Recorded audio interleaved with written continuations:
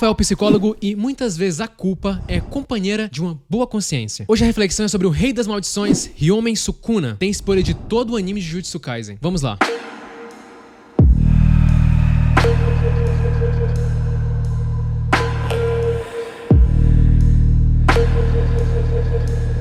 O Rei das Maldições, um dos personagens mais sádicos dos animes. Aquele que não parece sentir amor, nem empatia, nem compaixão, além de ser extremamente egoísta e de uma natureza que ama a crueldade. E parece que isso traz algumas formas de vantagem para ele. Ele não passa pelo sofrimento psicológico que muitos outros personagens da história acabam por passar. Geto sofreu bastante para mudar e transformar seu pensamento. Gojo sofre com sua solidão. E Itadori sofre muito justamente por causa da sua alta empatia. Porém, para o Sukuna, tudo parece ser mais fácil. Afinal, não existe o outro no mundo dele. Existe apenas ele e nada mais. Até maldições como o Jogo e a Hanami têm ali algum grau de empatia, uma empatia seletiva pelos seus semelhantes. Talvez até o Mahito tenha um pouco. Difícil. Mas o Sukuna não. E talvez essa seja a chave dele ser o Rei das Maldições. E o Sukuna vai encarnar logo no Itadori. Sua dualidade como protagonista de Jujutsu Kaisen é sensacional, porque os dois opostos coabitam no mesmo corpo. Os outros servem apenas para diverti-lo, nada mais do que isso. Sukuna acha fútil a guerra entre humanos, maldições e feiticeiros. Quando uma lágrima cai dos olhos de Jogo, Sukuna fala que jamais entenderia aquilo. Ele não sente culpa ou empatia por ninguém. E podemos dizer que uma falta de empatia está ligado bastante com o narcisismo. Muitas pessoas narcisistas, que parecem não ter empatia por outros humanos, podem expressar enorme compaixão por seus animais de estimação e podem expressar abertamente empatia por uma criança triste, por um animal ferido. Na verdade, é sempre mais fácil ter empatia por pessoas em situações vulneráveis e por animais indefesos. Podemos dizer que não existe nada de especial nisso. É normal para nós, seres humanos. Seja narcisista ou não, nossos cérebros simulam os sentimentos daqueles que nos cercam. Essa capacidade de imitar inconscientemente os sentimentos do outro nos permite reconstruir dentro de nós o que as outras pessoas podem estar vivenciando. Agora, se importar com isso, aí é outra história. Sukuna não se importa. Sukuna não sente culpa. A culpa é uma forma de reconhecer que não vivemos a nossa vida exatamente pelos nossos valores e padrões. A culpa, na melhor das hipóteses, é uma oportunidade para reconhecer e corrigir erros. Muitos pesquisadores vão dizer que a culpa às vezes pode ser um sentimento inútil, pois não precisamos nos sentir mal conosco para tomar ações corretivas. E a culpa poderia contribuir para ter um comportamento improdutivo. Pensa num cenário onde você faz algo que você sente que não deveria ter feito. Por exemplo, você está na dieta e você comeu algum chocolate. Durante o resto do dia, você se sente culpado, batendo em sua mente por ter violado sua dieta. Quanto mais pensamentos negativos você tem sobre si mesmo, mais culpado você se sente. E maior a probabilidade de comer mais para viver de acordo com sua autopercepção. Entende? Sukuna está imune a isso. Ele não se arrepende porque ele faz exatamente o que quer em cada momento. E isso pode ser uma vantagem. Por isso que o famoso termo e transtorno, chamado psicopatia, transtorno de personalidade antissocial, caberia bastante nesse personagem. Muitos psicopatas têm dificuldade em prestar atenção em coisas que não são úteis para servir seus próprios objetivos egoístas. Então você pode pensar que eles simplesmente não estão cientes das emoções dos outros devido à falta de atenção. Os psicopatas também apresentam outros traços ligados à baixa consciência emocional, como impulsividade e uma falta de pensamento mais reflexivo. Só que aí muitos estudiosos vão dividir a psicopatia em duas: psicopatia primária e psicopatia secundária. Pessoas com psicopatia primária poderiam ter meio que nascido assim. Em outras palavras, eles podem ter genes que promovem traços de personalidade antissocial, e nenhum evento específico pode ter feito com que eles começassem a agir da maneira que agem. Já a psicopatia secundária pode ser provocada por traumas de infância, como formas de abuso e negligência. Em outras palavras, tendências psicopáticas nesses indivíduos podem se desenvolver em resposta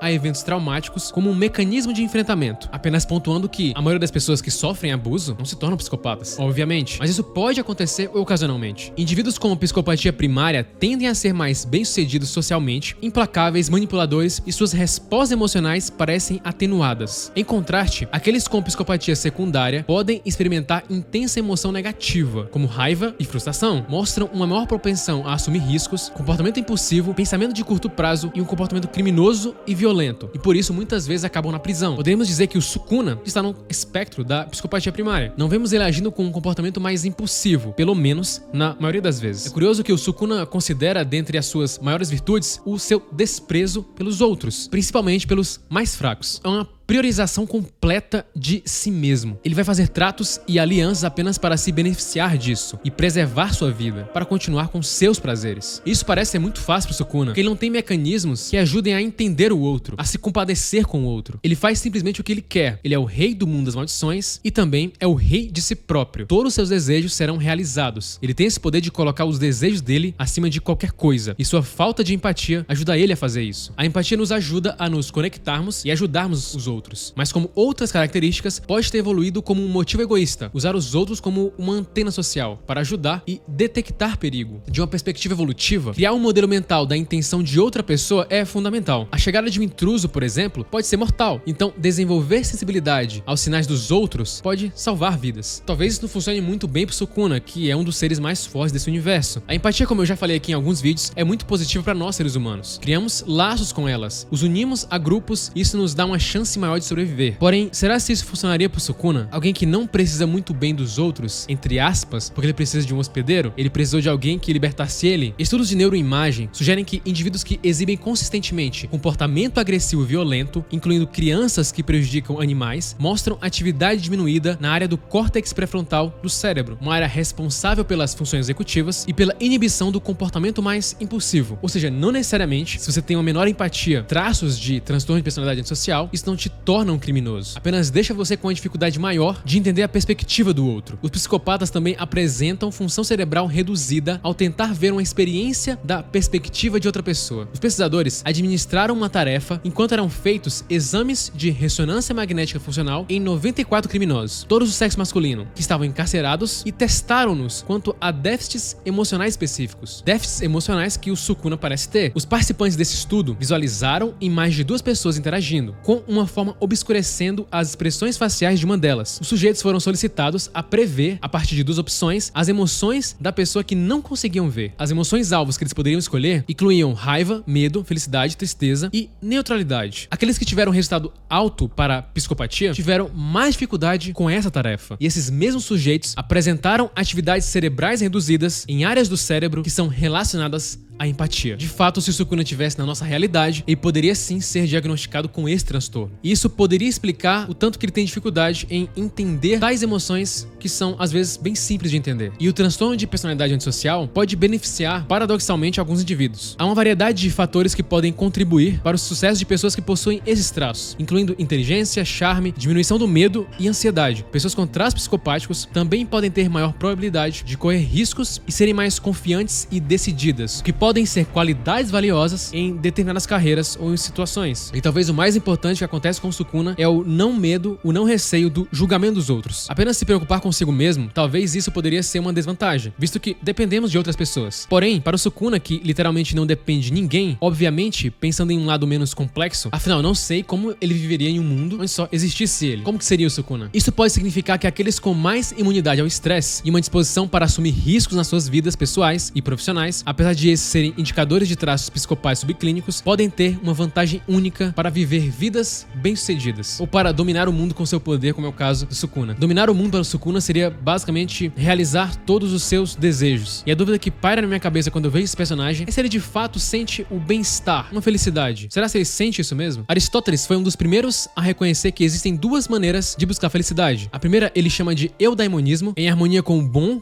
eu e espírito, daemon, e a outra de hedonismo, voltada para experiências positivas, imediatas e autocentradas. Aristóteles optou claramente por um desses lados, o primeiro, o eudaimonismo, classificando a vida hedonista como primitiva e vulgar, e afirmando a vida eudaimônica como nobre e pura. O hedonismo praticado pelo Sukuna seria uma forma de vida onde você priorizaria os prazeres, principalmente os prazeres ditos como imediatos. O prazer é aquele golpe emocional de curto prazo e muitas vezes químico que nos faz sentir de uma certa forma em um determinado momento. Isso não é coisa ruim, porém, como muitos estudos mostram, não é isso que vai te deixar muito bem por um longo prazo, porque você se habitua a ele, ao prazer, e precisa de cada vez mais experiências para continuar criando o mesmo sentimento. Há uma palavra para isso chamada de esteira hedônica. O hedonismo encontra a ciência, o vício e a adaptação. Então o prazer que você sentia com algo pode se tornar monótono depois. Se o Sukuna gosta de causar catástrofes, em um momento ele ia se habituar a isso, precisando de cada vez mais estímulos mais catastróficos para satisfazê-lo. A recompensa futura da dopamina depende da recompensa anterior de dopamina, onde nosso sistema nervoso deseja mais do estímulo anterior. Isso leva a retornos decrescentes em nossa sensação de prazer com o mesmo estímulo repetido e uma queda de dopamina se você perder repentinamente o acesso a esse estímulo de recompensa. Por isso, quando trocamos de celular, não vemos graça no anterior, não compramos um celular que seja inferior a esse atual, porque nos acostumamos com ele. Isso explica porque pessoas que se viciam em substâncias desejam substâncias com níveis maiores ainda, para sentir o mesmo prazer de antes. Por isso, Sukuna é um personagem extremamente difícil de entender. Para nós humanos que temos vários mecanismos que envolvem ter empatia, ter compaixão, mecanismos que fazem a gente se colocar no lugar do outro. Podemos dizer sim que tudo para o Sukuna é mais fácil. Viver uma vida pelas regras de fato é bem mais difícil. Sukuna não entende o amor. Para ele é uma emoção que ele não pode entender. Algo estúpido. Não podendo amar ninguém, isso também poderia dar a ele uma grande vantagem, visto que o amor pode nos colocar em uma situação vulnerável. Como diz o filósofo Luc Ferry, o amor a algo causa um grande sofrimento, visto que a chance de você perder aquilo é real e provável, o que causaria um grande sofrimento. Podemos dizer que o Sukuna jamais passaria por algo assim, porque ele não tem apego às pessoas. Obviamente, existe também um curso para isso, como tudo na nossa vida. Sukuna talvez nunca entenderia o que é amar alguém e os benefícios disso, mas também não enfrentaria a parte ruim de ter esse sentimento. Sukuna talvez nem saiba como ele vai se sentir depois de alcançar todos os seus objetivos tão curtos quanto das vidas que ele acaba tirando. Pedir para o rei das maldições entender os humanos é algo difícil. Humanos que têm um limite de vida, que têm que realizar todos os seus sonhos em um período tão curto de tempo, ao mesmo tempo que sofre e perde muitas coisas nesse processo. Sukuna jamais entenderia isso, e isso talvez seja uma grande sorte para ele. A teoria da gestão do terror dos pesquisadores Greenberg, Brzezinski e Solomon postula que, como seres humanos, estamos inerentemente conscientes da nossa própria mortalidade, e essa consciência desencadeia um medo fundamental da morte. Para lidar com este pavor existencial, procuramos formas de transcender a mortalidade, muitas vezes através de uma criação de uma imortalidade simbólica ou literal. Talvez o Sukuna, quando era humano, poderia entender isso, mas agora é praticamente impossível. Sukuna vive de acordo com seus próprios desejos e vontades. Os meios e desejos se tornam a mesma coisa em seu mundo. Ele é basicamente todos os 7 pecados capitais dentro de uma só pessoa. Ele não se sente mal por cometê-los. Não se sentir culpado não significa que a pessoa nunca fez nada de errado. Na verdade, pode significar que eles não aprenderam a assumir a responsabilidade por seu comportamento. Por isso, não se sinta mal por sentir-se culpado por ter feito algo. Afinal, dentro desse sentimento se esconde uma das maiores capacidades do ser humano, que é o poder de se auto-observar. Curta, se inscreva e compartilhe. É apenas o começo.